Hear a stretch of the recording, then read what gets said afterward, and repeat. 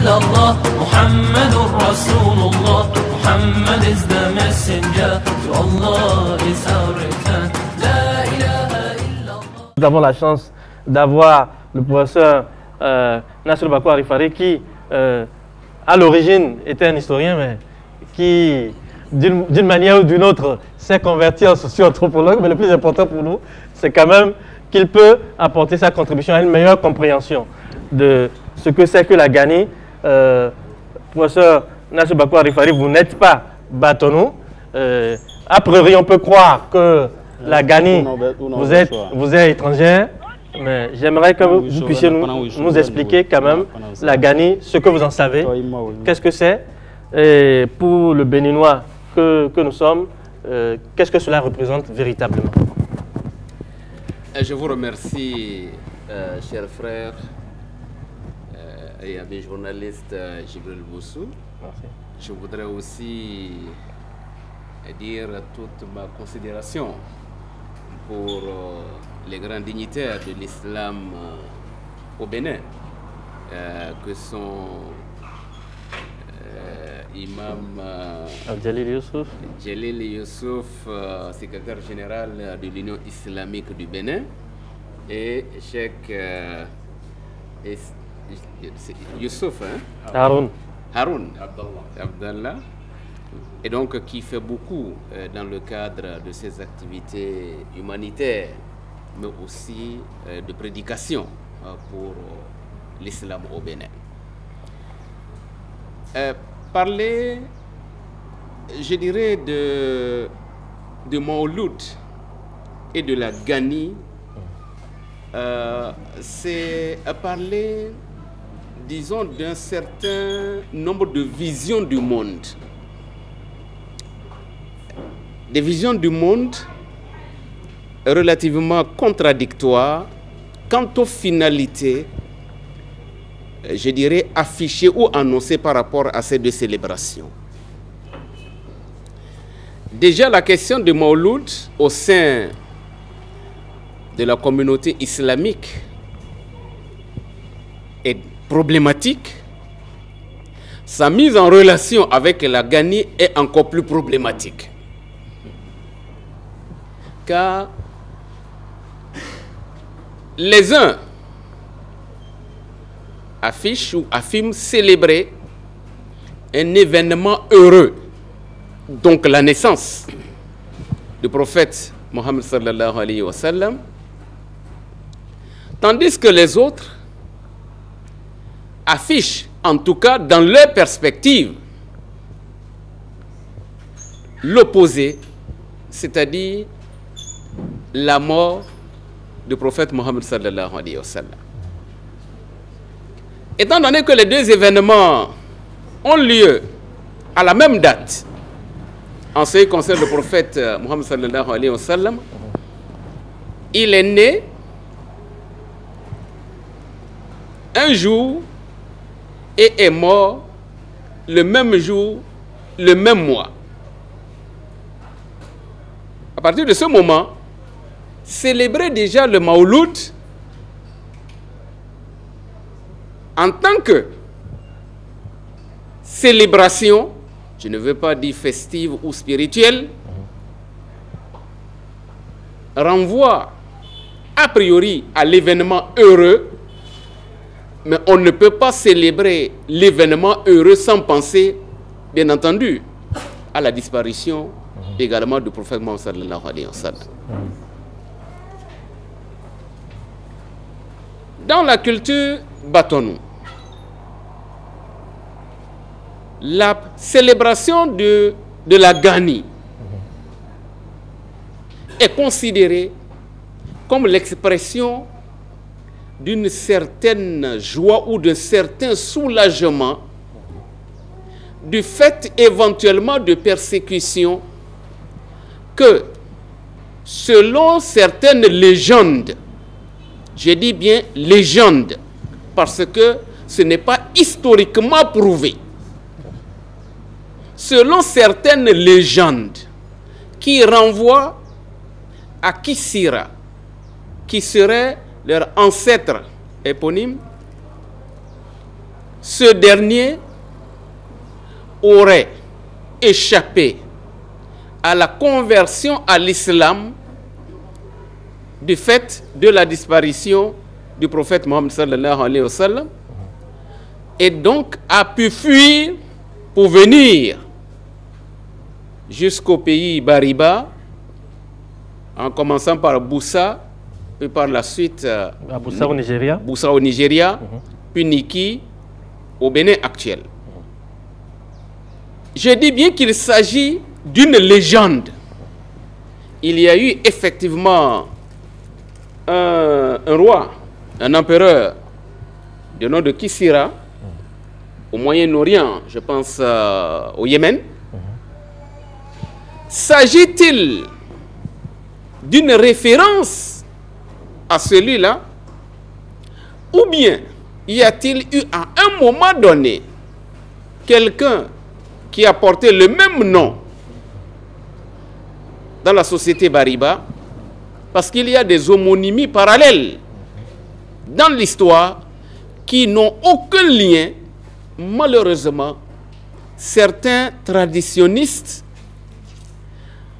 essaient de faire des rapprochements, parfois en dehors même de la chronologie historique, pour faire des télescopages en disant que tel événement renvoie à tel autre parce que les noms sont plus ou moins proches.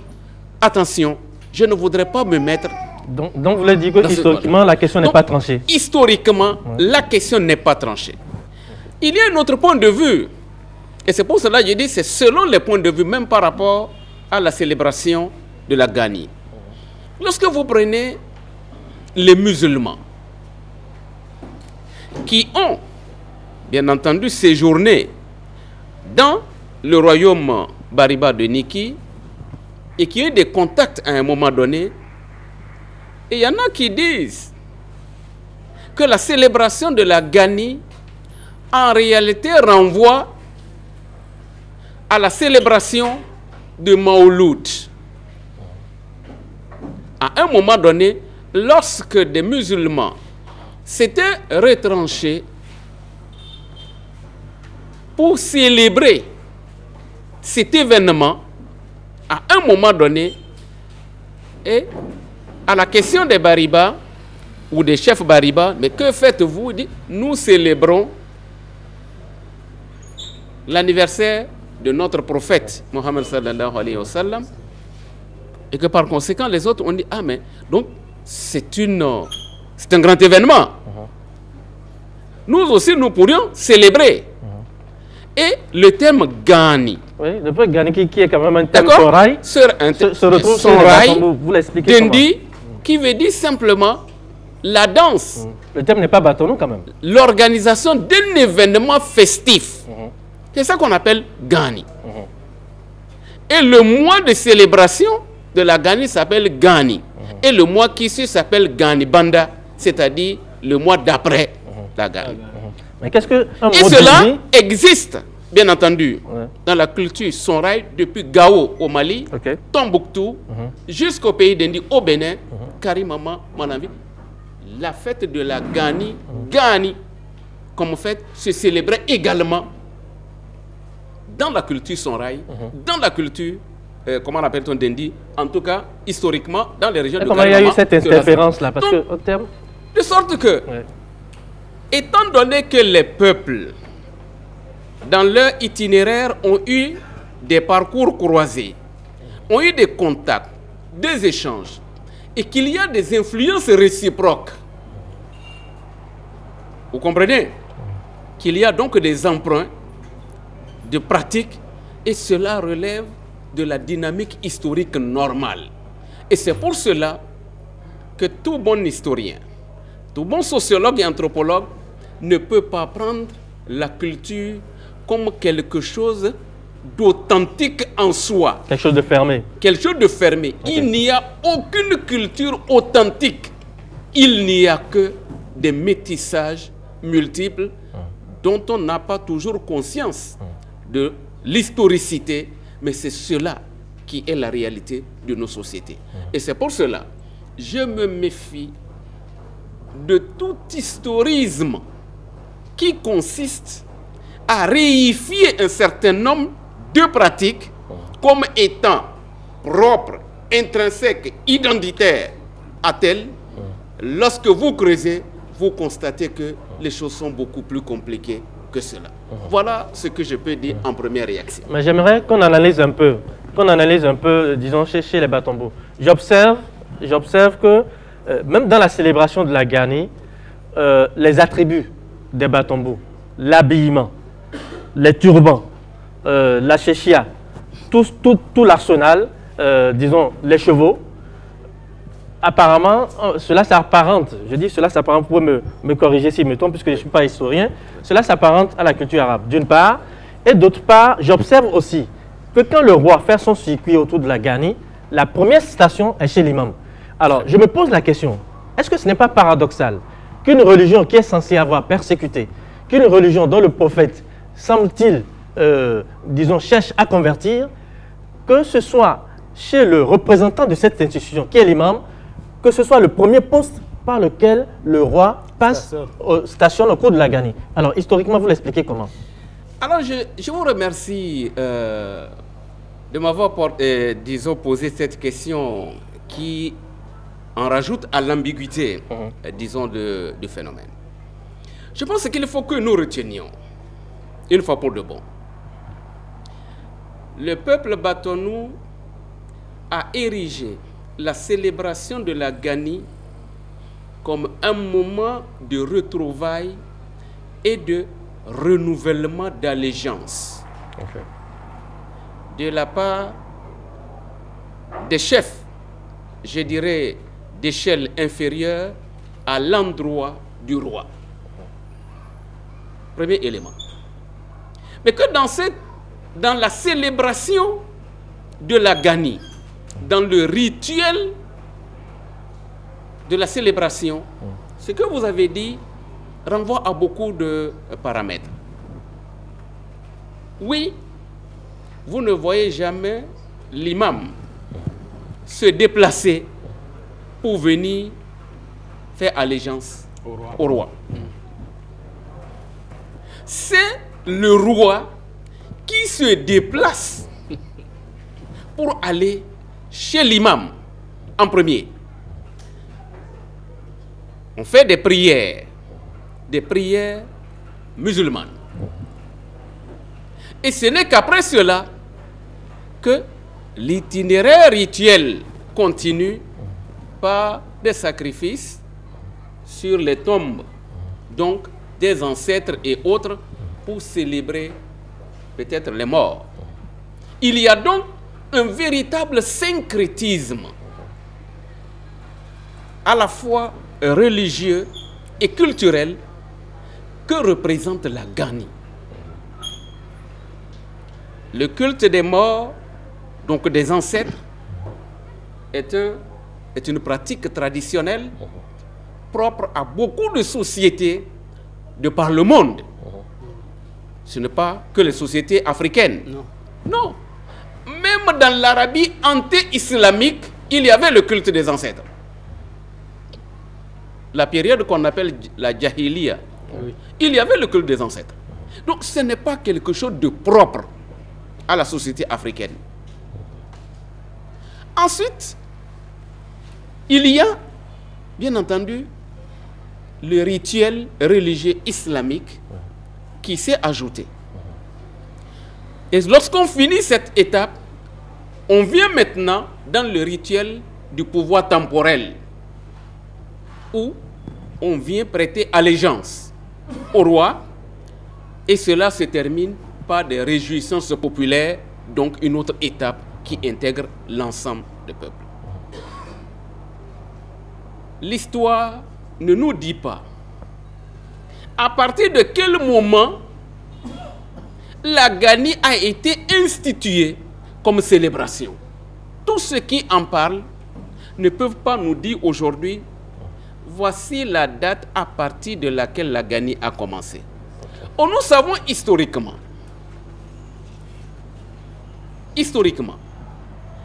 que les royaumes Bariba de Boussa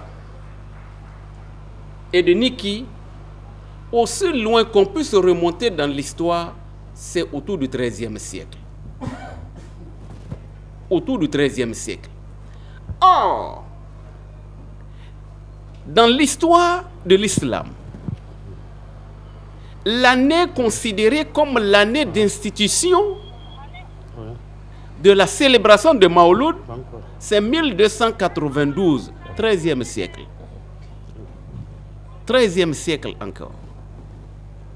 Par le roi d'Erbil, actuellement en Irak, dans la région du Kurdistan. Il est clair qu'on évoque l'existence de célébrations d'anniversaire au temps de la dynastie des Fatimides en Égypte, où ils célébraient 4 anniversaires.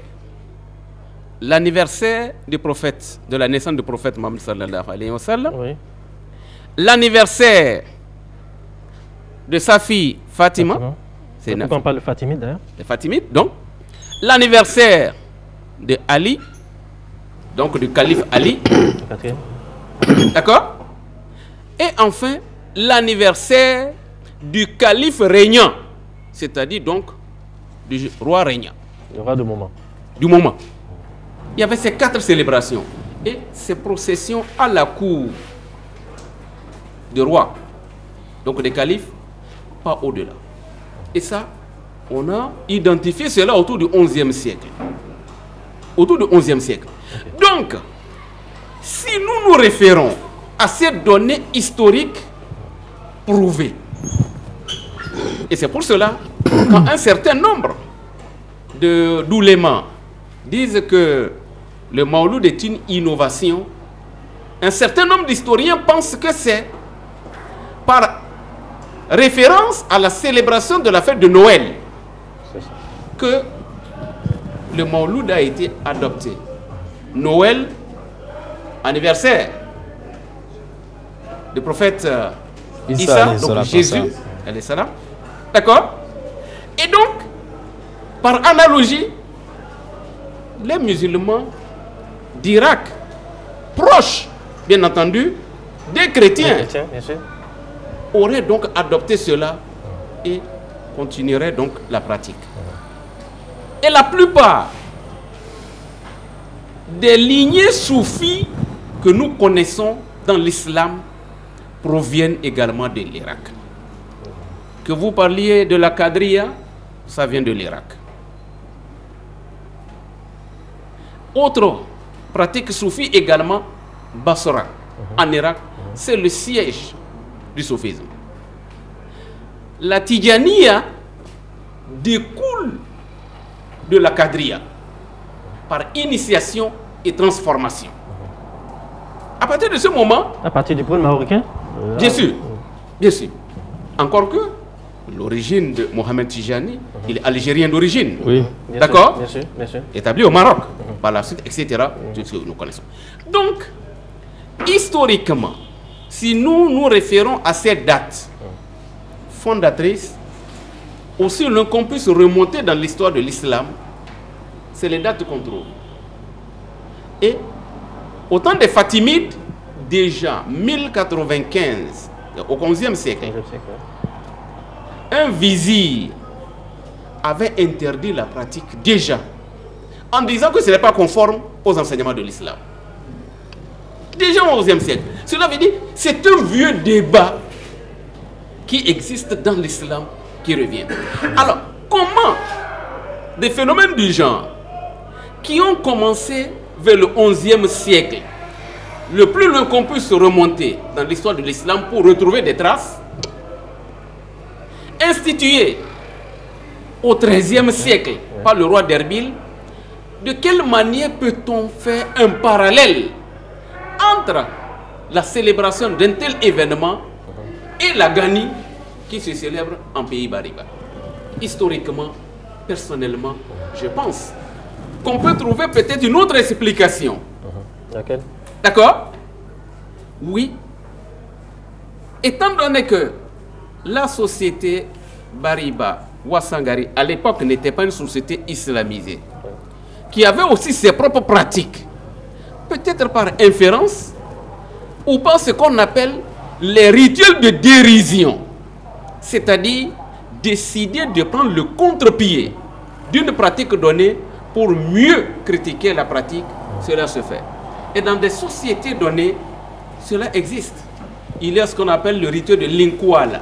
Par exemple, dans certaines sociétés en Afrique australe, où, par exemple, on fait une sorte d'inversion, rituel d'inversion. On désigne quelqu'un dans le peuple qui devient roi pour un jour et applique les règles contre ceux qui avaient le pouvoir. Et après le jour, bien entendu, son pouvoir s'arrête. Et donc, des rituels d'inversion. Et c'est pour cela que je dis, nous devons plutôt rechercher à étudier d'un point de vue historique, d'un point de vue anthropologique, plus approfondi, le phénomène de la Gani, au lieu de rester dans ce couple d'opposition que je considère comme c'est un enfermement, primaire. C'est un enfermement. Je trouve que c'est un enfermement et peut-être un manque d'approfondissement des recherches et qui amène donc un certain nombre d'auteurs à transposer du savoir populaire pour vouloir en faire un savoir scientifique nationalement partagé. Et ça, je m'en méfie. Professeur Bako Arifaye, on sait que votre thèse de doctorat, c'est surtout ça, votre thème, c'est le pouvoir rural. On ne va pas parler de ce pouvoir-là, disons, de son importance pour le pouvoir central, mais j'aimerais quand même qu'on puisse tourner le regard aussi vers un autre aspect, la décentralisation de la Gani. Il y a maintenant d'autres pôles, par exemple le pôle Djougou, qui considère qu'en réalité, cette Gani ne peut pas être l'apanage des Batombou. Quel est votre regard là-dessus? Est-ce qu'on peut considérer qu'en réalité, la Gani, elle est plutôt son rail, elle est plutôt d'Indi, et que ce sont plutôt les Batombou qui seraient les usurpateurs? Je ne saurais le dire. Je ne saurais le dire pour être conforme à mes positions. Lorsque, en matière scientifique, vous n'avez pas la preuve de ce que vous voulez affirmer, il faut vous méfier. Je considère que la pratique existe dans les deux sociétés. Aussi bien dans la société Sonrai,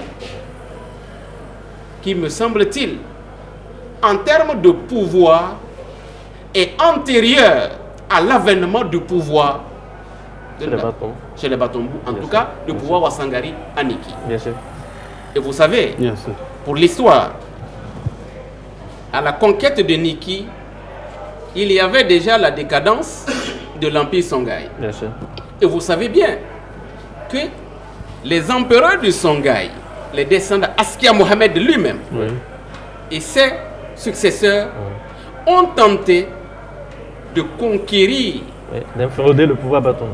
Le pouvoir Wassangari de Boussa. Niki n'existait pas en ce moment. C'est dès le 15e siècle, au moment où il y a eu des tentatives de conquête, Niki n'existait pas. Ce n'était pas Niki qui était la cible, c'était Boussa. Or, c'est après la destruction de Boussa qu'il y a eu la conquête Niki. Et dans l'histoire de la conquête du pouvoir Wassangari à Niki, il y avait déjà des détachements Songhai qui ont participé à l'événement. Et donc, et c'est pour cela, dans les rituels, je dirais, d'allégeance au roi de Niki, au roi Wassangari de Niki, vous ne verrez jamais un chef Wassangari et un chef Songhai. Et dans le rituel du pouvoir, ce qui célèbre cette égalité de traitement, c'est qu'un chef Songhai ne s'accroupit jamais pour saluer le roi de Niki. Jamais. Il reste debout, il lui serre la main parce qu'il est son égal. Et c'est ça le rituel. Vous pouvez le lire dans le mémoire de Bagodo Obare, qui est Bariba, mais qui a restitué la réalité historique en rapport avec cet événement. Donc, je pense qu'il faudrait que nous fassions attention. À Djougou, la célébration de la Gani, en fait, n'a pas la même signification en termes de vision du monde que la célébration de la Gani à Niki. Expliquez. À Djougou, la Gani n'est pas célébrée comme étant l'antithèse de l'islam.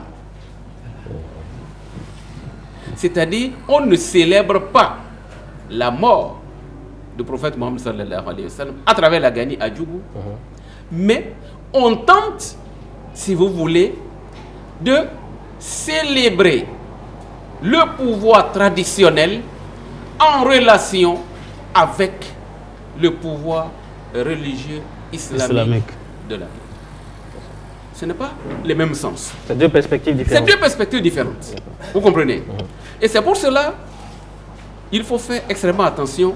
Il y a donc Gani dans Gani. Maintenant, la décentralisation de la fête. Bon, vous savez, avec la démocratisation là, c'est les politiques qui parlent. dans notre pays, hein, l'expression de la culture, et c'est aussi un choix.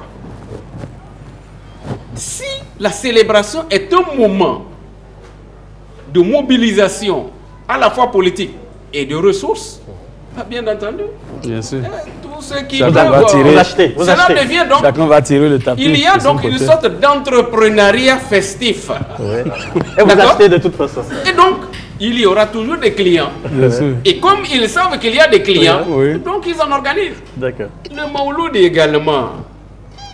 Si dans l'islam, il y a ce débat autour de l'innovation que cela représente.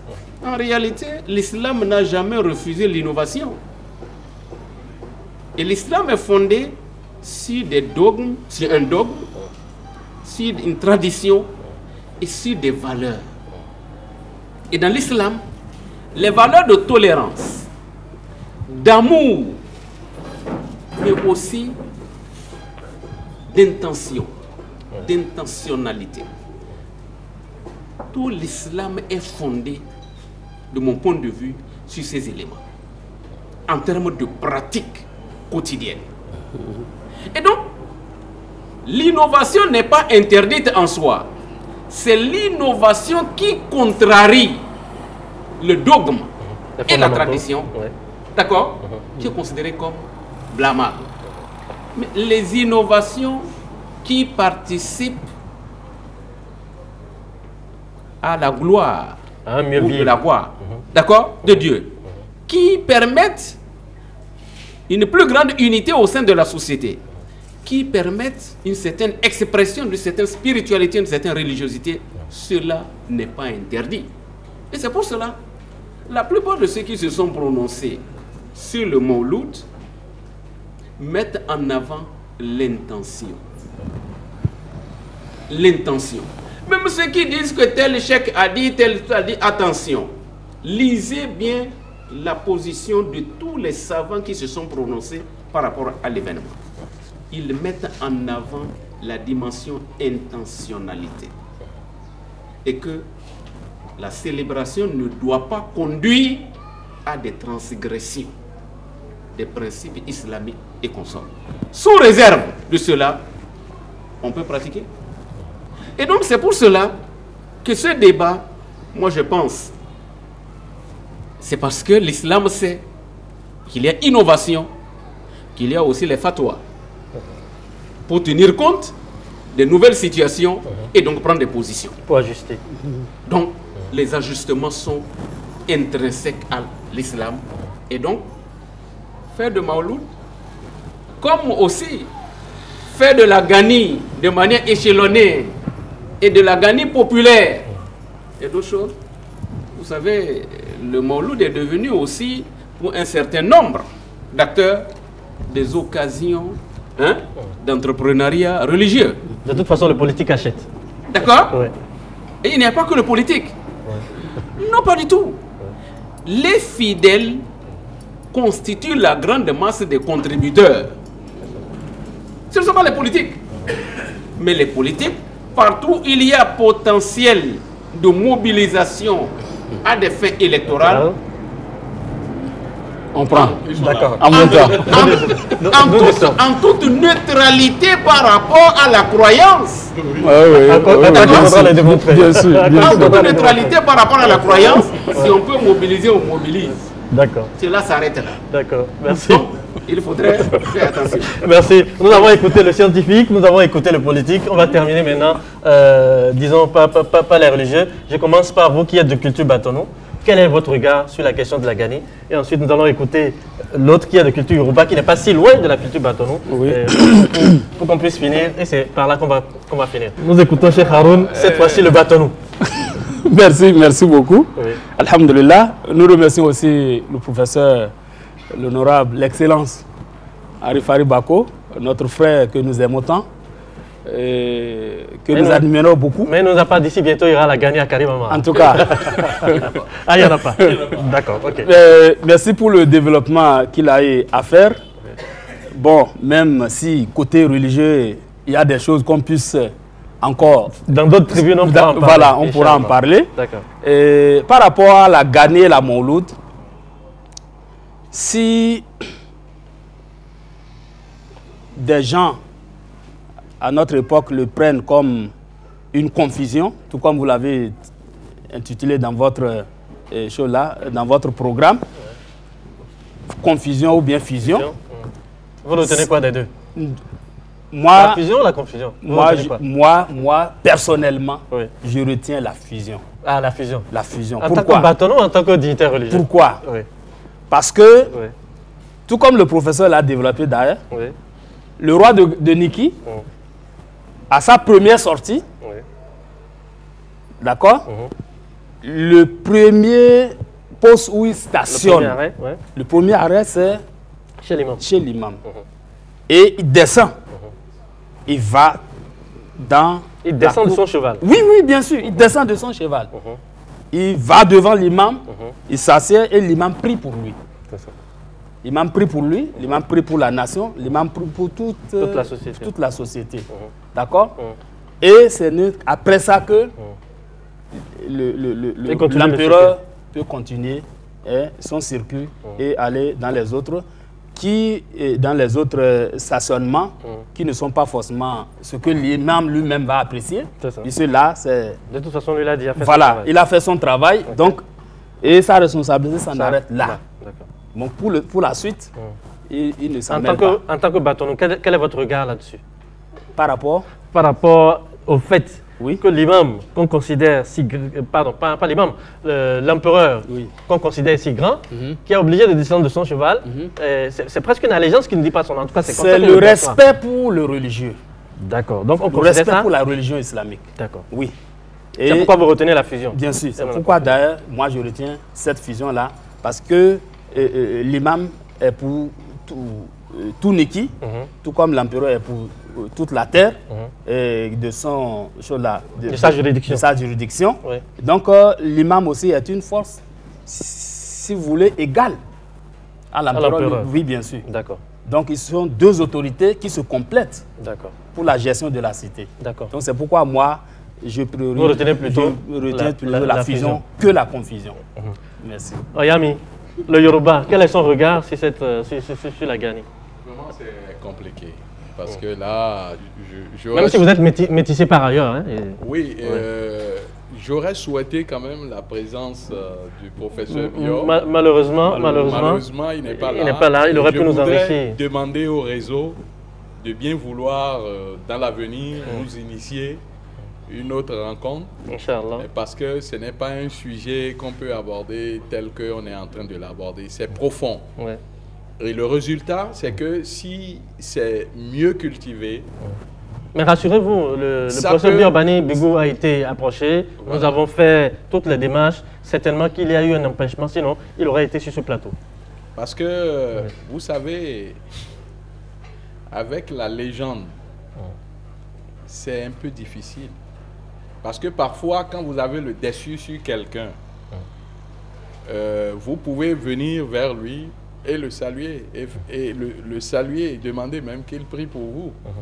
Parce que si la croyance est qu'il a pu échapper de quelque part avec la mort du prophète Mohammed et qu'il est venu et il est en train de célébrer cela, je crois qu'on ne peut que parler de la confusion. Totalement, et que cela n'a rien à voir avec l'islam.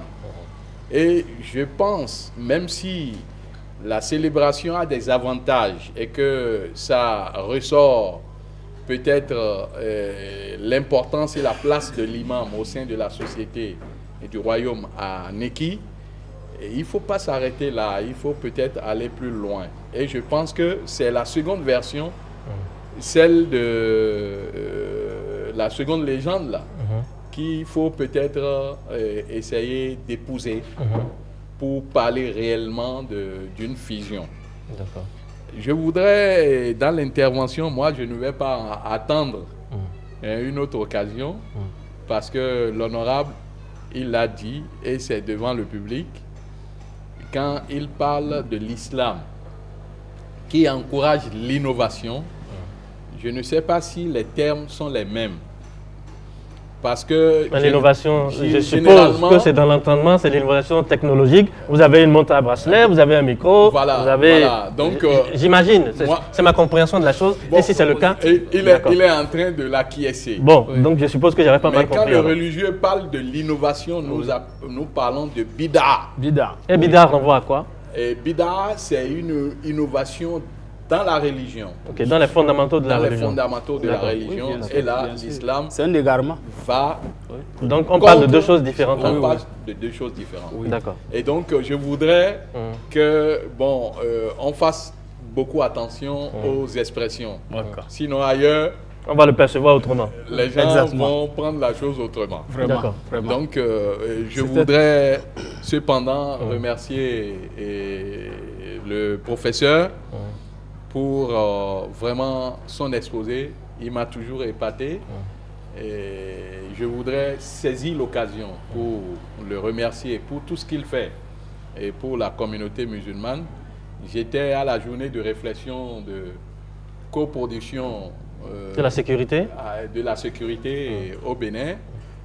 J'étais allé pour défendre, mais ils ont pris toute la défense de la communauté, si bien que il n'a même pas senti ma présence dans la salle.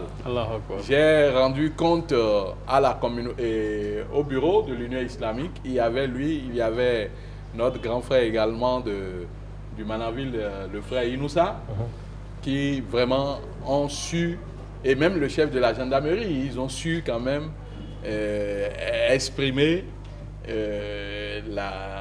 ou présenter la vraie image de l'islam, parce que les gens accusaient le terrorisme, tout ça là. Donc autrement dit, ça c'est aussi un pavé dans votre mare de l'Union islamique du Bénin, encourager des centres d'excellence, des écoles notamment confessionnelles, qui soient surtout des centres d'excellence, qu'on ne considère pas les élèves coraniques comme, disons, des parias de la société, c'est-à-dire que c'est quand on a raté de l'autre côté qu'on va à l'école coranique. Je crois que c'est de la responsabilité de l'Union islamique de créer ces centres d'excellence pour qu'on ait beaucoup de professeurs. Ils font la fierté de notre communauté. Il a encore fait la preuve. Je le remercie beaucoup, et ceci au nom de l'Union islamique du Bénin pour tout ce qu'il fait. Et merci. Merci. On va terminer donc par le professeur Nassou Bakou Arifare qui voudrait réagir, et vous allez enchaîner aussi pour nous parler en même temps, c'est par là qu'on va terminer, de l'importance culturelle et touristique éventuellement. Qu'est-ce que la Ghani peut rapporter au Bénin? Ça va être comme ça que nous allons terminer l'émission. Je vous remercie. Je crois que lorsque je parle d'innovation, et même la notion de bida, définie comme innovation, c'est deux perspectives. Il y a les innovations positives et il y a les innovations considérées comme négatives. Je pense que vous pouvez, j'ai visité beaucoup de chèques, beaucoup de points de vue sur la notion de bida. Bida veut dire innovation, mais ça ne veut pas dire forcément innovation négative. Nous sommes d'accord qu'il peut y avoir des innovations positives. Des innovations positives peuvent exister dans l'islam. Mais pas dans le champ des fondamentaux de l'islam tel qu'ils sont. Exactement. C'est sur ça. Même si c'est positif. Donc, c'est de ça qu'il parle. Comment l'appelle-t-on? L'islam aussi une religion qui se pratique en contexte. Bien sûr. Je pense qu'il y a un certain nombre de choses qu'il faudrait de valeurs. Je pense qu'il faut développer les valeurs et non pas le rigorisme stérile. Il faut faire extrêmement attention. Et si nous présentons l'islam sous un angle rigoriste. Un angle des interdits. L'angle des interdits. Hein? D'accord? Hein? Al-halal Wal-haram. Wal-haram. Exclusivement. Exclusivement. C'est-à-dire le licite et l'illicite. Cette vision binaire là. Cette vision binaire n'est pas utile. n'est pas une vision, de mon point de vue, conforme à l'esprit même de l'islam. Et donc, il faut que nous fassions attention. Et l'innovation dont je parle, oui, l'innovation technologique. Oui. Quelqu'un l'a dit tout à l'heure, mais j'ai un micro pour porter plus haut. D'accord? Oui, oui. Mais les mosquées, à l'origine, n'avaient pas de minaret. Non. Oui ou non? Mais on construit les mosquées aujourd'hui avec minaret pour aller plus haut. Oui. Oui ou non? Bien sûr. Il y en a qui, dans les mosquées, parce que c'est l'appel à l'islam seul qu'on doit faire à haute voix. Oui ou non? Bien sûr. Mais les gens prient aujourd'hui avec un micro à la poitrine et dans tout le quartier, tout le monde doit entendre.